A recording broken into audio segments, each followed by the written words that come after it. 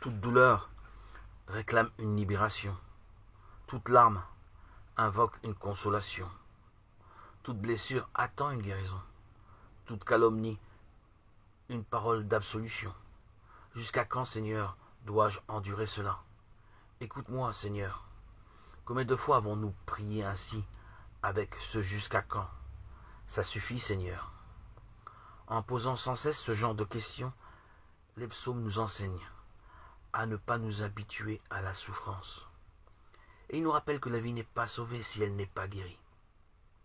L'existence de l'homme est un souffle. Son histoire est éphémère. Mais le priant sait qu'il est précieux aux yeux de Dieu. C'est que Dieu est là présent dans sa vie.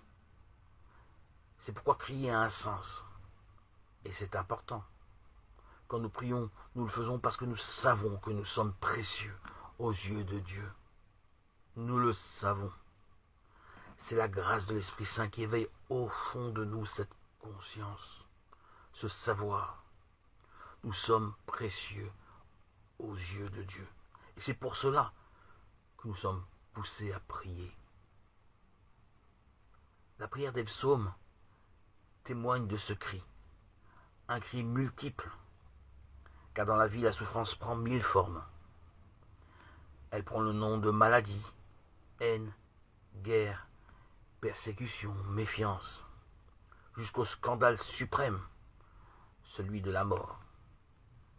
La mort apparaît dans le psautier comme l'ennemi le plus absurde de l'homme. Quel crime mérite une punition si cruelle qui implique l'anéantissement et la fin?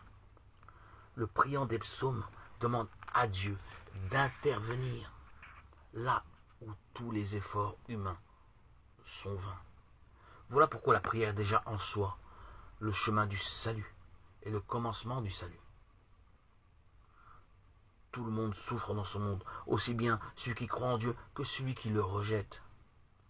Mais dans le psautier, la souffrance devient relation, un appel au secours qui attend de toucher une oreille attentive. Elle ne peut pas rester sans signification, sans but. Même les douleurs que nous subissons ne peuvent être seulement des cas particuliers d'une loi universelle. Ce sont toujours mes larmes. Pensez à cela. Les larmes ne sont pas universelles, ce sont mes larmes.